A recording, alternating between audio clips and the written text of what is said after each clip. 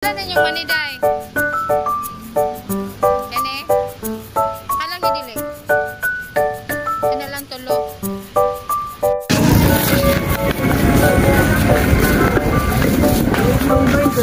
Kadang pila buko. Yeah.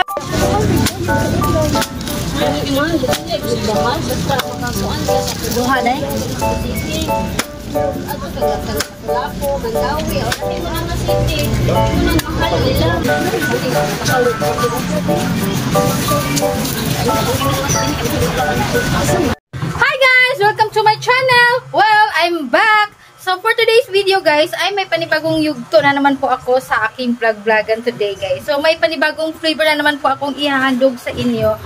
So ngayon guys, gagawa po tayo ng ice candy na hindi na naman natin lulutuin. So no hassle talaga guys, easy to mix na lang talaga. So ang gagawin po talaga nating ice candy guys ay isa po talaga tong request sa aking viewers. Meron pa naman akong viewers guys na mahilig magbabasa-basa sa mga comments. So ayun, naku-curious talaga siya sa buko with peanut. So ang gagawin po talaga natin ngayon, gagawa po talaga tayo ng ice candy na buko with peanut. So, eto na guys, ang binili kong peanut guys. Sus, grabe talagang pagkakagila po sa peanut sa aming palengke guys, na wala talaga akong nakitang mani. So, ngayon, ito lang po na nabili ko na isang supot nito guys ay 10. Tatlo lang po ang binili ko. So, tamang-tama na po ito sa pangsahog po sa ating ice candy. At syempre naman, ito na po ang ating buko. O, diba? Perfect. So, napakamahal pa naman ang buko ngayon guys.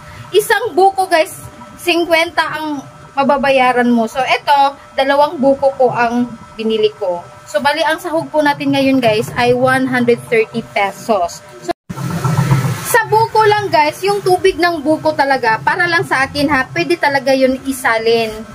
Isama po ang tubig ng buko. Pero para yun sa mga mabenta kaagad, yung bestseller talaga yung isang araw lang, 2 araw lang, maubos na kaagad yung ating ice candy. Pero para sa mga umabot pa ng 3 araw hanggang 5 araw, hindi po pwede yan. Kasi mapapanis po talaga yung ating ice candy. Kaya wag niyo na lang pong subukan niyo isalin yung tubig kung sakaling ang ice candy mo ay abutin po siya ng 5 araw.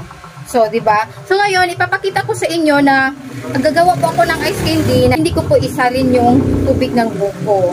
O, diba? So, magdepende po talaga sa inyo yan. Kung mabilis po talaga mabenta ang ice candy nyo, guys, kung hanggang 2 araw lang talaga, pwede talaga isalin yung tubig ng buko. Kaya naman sa ganun, guys, lalong sumarap po talaga ang ating ice candy. O, diba? Perfect talaga yan. So, ito na guys, ang aking mixing bowl. So, dito po tayo maghahalo ng ating ice candy. Diba? Perfect. So, una natin ilagay guys, ay ilagay natin yung ating buko strips. So, pagbili ko talaga nito guys, ay naka-strip na talaga. Kasi nirequest ko yung kuskusin talaga siya. So, ito, pinagbigyan ako ni Kuya. So, pagkatapos, syempre, ito na po yung mani na binili ko. Sa halagang 30 pesos. So, konti lang talaga guys. So, mas maganda talaga madaming mani. Kaso lang wala po talaga akong nahagila. So, okay lang naman to. Tamang-tama na po itong 30 pesos. Ayan. So, pagkatapos, ilagay na po natin yung ating condensed milk. So, ang sukat nito guys ay 1 kilograms. O, diba? So, ito pong brand ang ginagamit ko. So, magdepende po talaga sa inyo kung ano po talaga ang gagamitin nyo. Basta sa akin talaga, ito talaga ginagamit ko. Buksan po natin.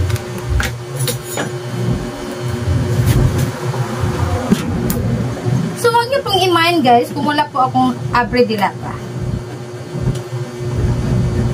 Kasi, wala pa akong pambili.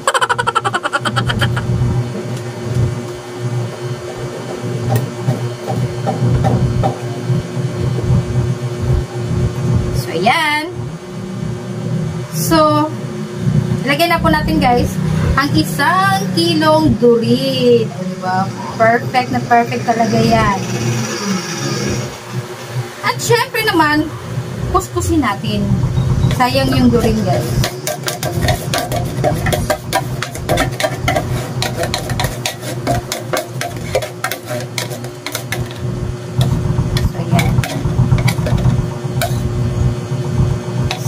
tama na siya.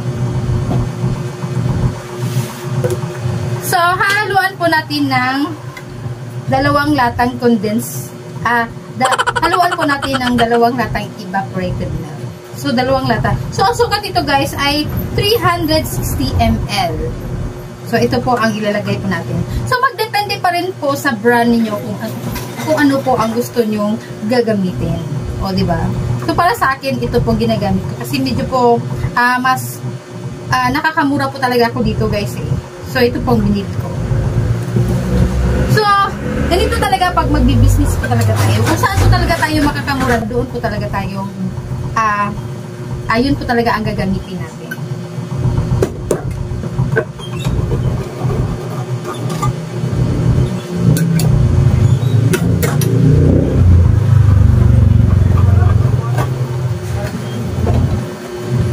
So, ihalo na po natin ang 2 latang evaporated milk.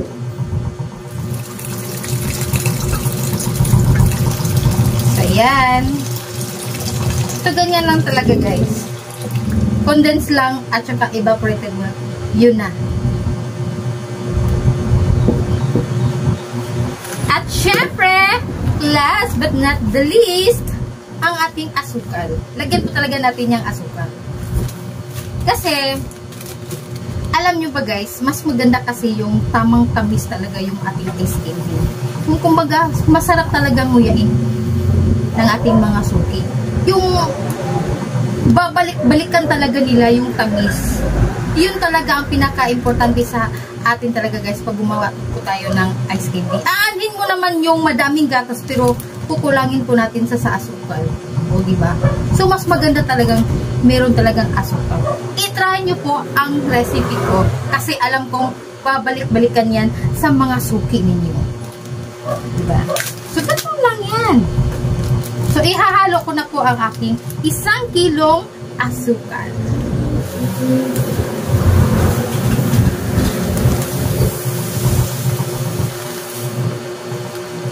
So, ayan.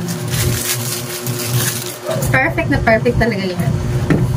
Siyempre, ang sandok. So, ganito na po ang hitsura niya, guys.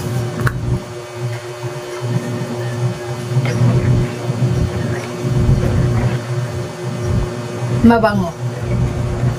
Alam nyo ba guys, pag yung ice candy natin, haluan talaga natin yung ng mani.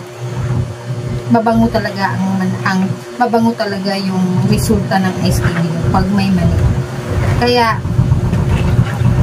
mark my words guys, pag sinunod nyo yung recipe ko, alam ko, papatok talaga yan sa mga suki. So, ayan.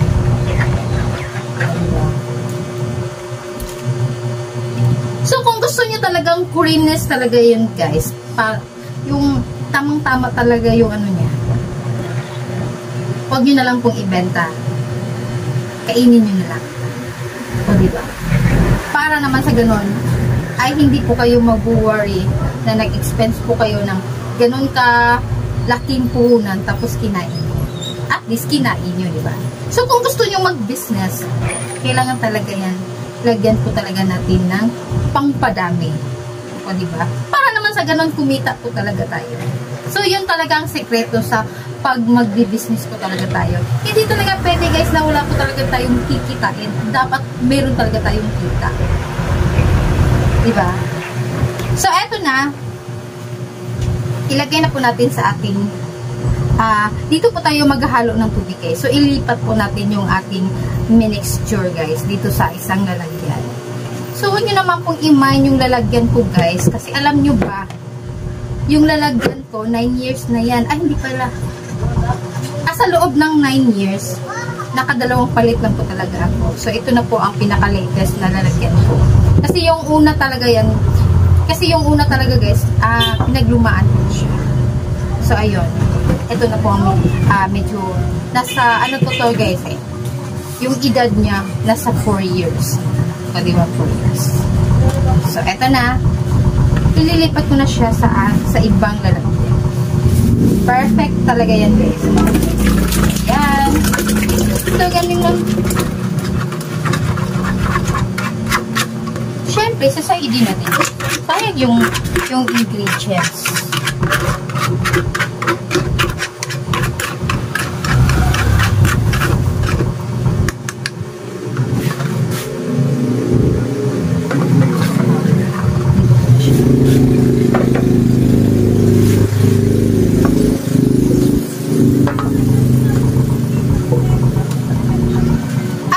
Guys, marami talaga akong mga viewers guys na nagtatanong, marami po talaga akong viewers guys na nagtatanong na ilang sukat ng tubig, ilang ganito ganyan. So medyo nagkalituhan po talaga sa tubig. Kaya naisipan ko talaga guys na nagamitin ko po yung pinaglagyan ng kondensada guys. Para naman sa ganun ay hindi na po kayo magkalituhan sa sukat ng aking tubig. At gusto ko pong ipaalam sa inyo guys na sinukat ko na talaga sa ilang beses guys ng isang latang kondensada guys na ganito kalaki ay hindi po talaga nagkakalaman po ng 1 liter. So i-try nyo po para naman sa ganoon hindi na po tayo magkalituhan sa sukatan ng tubig. So dito na lang po tayo kasi total pag susundin nyo po ang ating recipe guys, gagamit naman po kayo ng ganitong kalaking kondensada. So, di ba? So, dito na lang po tayo magsukat ng tubig kung gaano ba kadami ang nilagay kong tubig. O, di ba? So, okay lang ba yun?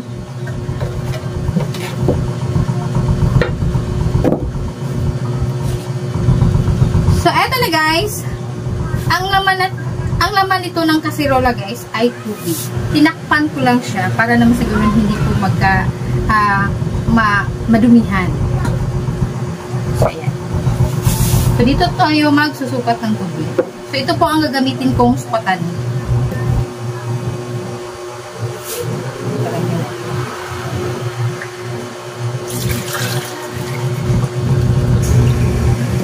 So, ayan. Iano ko muna kasi meron po kasing natirang guys, yung gatas na. Para hindi po masayang, di ba? So, ayan. 1.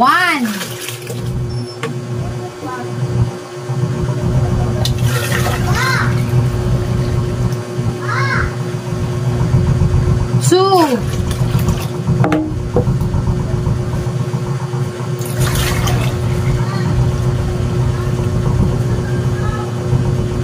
3.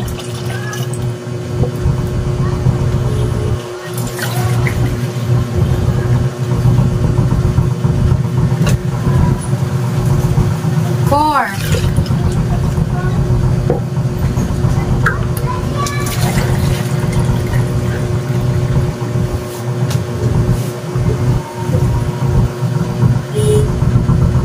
5.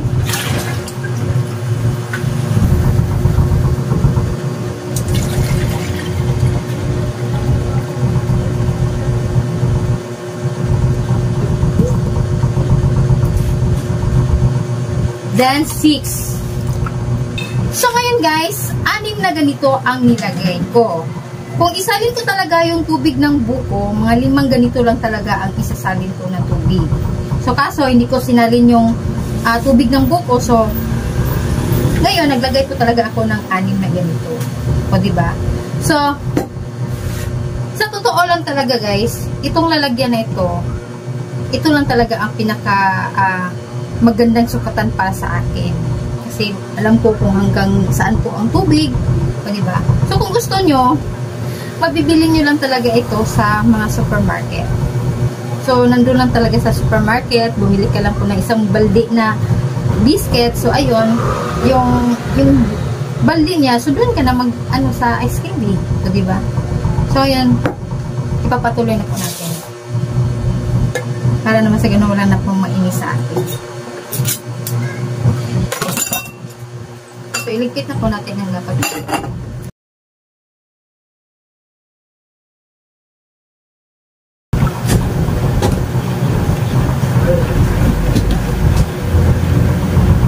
So, ngayon guys, pag-uusapan po natin yung aking timba. Kasi meron po kasing nag-comment sa timba ko guys. Kung hindi ko alam kung anong meron sa aking timba. Nasa akin naman guys ay maayos naman siya. Kung pag-uusapan po natin yung tibay niya, matibay naman siya. Tapos, yung kulay niya, matingkad naman siya. O, diba? So, meron po talagang mga viewers, guys, na gusto talaga magiging perfect talaga kung ganitong sumabak po tayo sa mga vlog-vlog. Diba? So, okay lang naman yan. Karapatan nilang mag-comment. So, sa kanila talaga yan. So, explain ko lang talaga kung bakit hindi ko talaga mahiwa-hiwala yung aking timba. Ganito po kasi yun guys, ang sekreto. Nakabili po kasi ako ng sandok. So, ito po talaga ang pinaka i-reveal ko na ha kung bakit. Kung bakit ko talaga nagustuhan siya. Kasi yung ano niya, yung bibig talaga niya guys, ay medyo matulis. Tapos yung sandok ko, kaya pagkatapos kong maisandok, nakaganyan yan. Hindi siya lumangoy yung aking sandok doon sa loob. Kasi ayoko kasi yung mabasa yung sandok guys. Gusto ko hanggang dyan lang talaga siya. Diba? So, madali ko lang makuhanin. So, ganito. So, ipapakita ko sa inyo kung bakit. At syempre, hindi po natin nakalimutan yan guys. Lagyan po natin ng kukuha ako. So, lagyan po natin ng kaunting asin. O, sa mga ganun karami.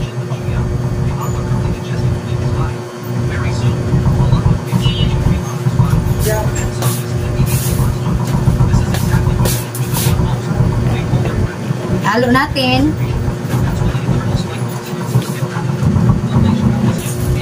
So, ang gamit ko nga palang plastic guys ay 1.5 by 10 po talaga. Inform ko lang po kayo guys ha, na yung mani guys ay dinurog ko yan kahit may balat pa siya. Pero mas maganda, madaming mani guys. So, mas maganda talaga na makabili po kayo ng murang mani. So, ayan na guys, naka-ready na. So, pwede na natin itatakal ang ating ice candy. So, eto na, meron po tayong baso na sukatan kung hanggang saan po ang sukat ng ating ice candy. So, ayan na ang ating ice candy guys. Hindi naman siya masyadong maiksi. Hindi rin siya masyadong mahaba. Kasi height ko lang siya guys. Pero okay lang yan guys. Kasi yung mga suki ko dito sa tindahan guys, ay nasanay na po talaga sila sa 5 piso na ice candy ko. Pero kung ang presyo talaga ng ice candy sa inyo ay 10 piso, wag nyo na pong i-mark down na 5 piso. 10 piso na kaagad. Para naman sa ganun ay hindi na po mag-a-adjust ang mga suki ninyo.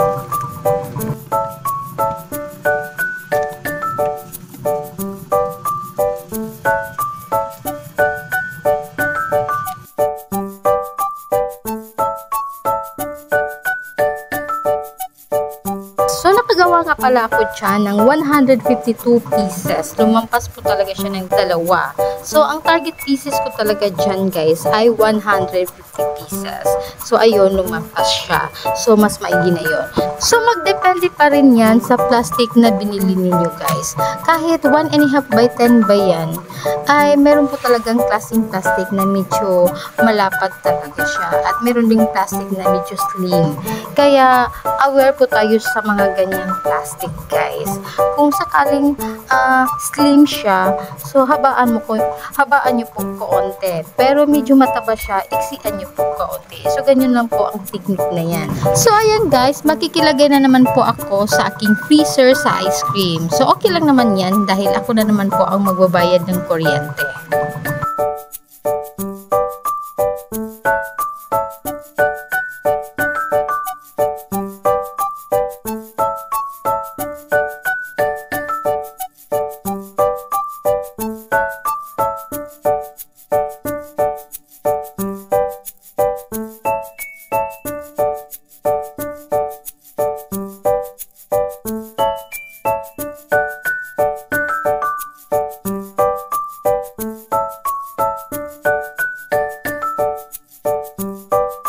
So, dyan ko muna nilagay ang aking buko with peanuts na ginawa guys sa freezer ng ice cream. Kasi gagawa pa po ako ng mango fruit flavor na ice candy. So, doon ko po ilalagay sa aking isang freezer.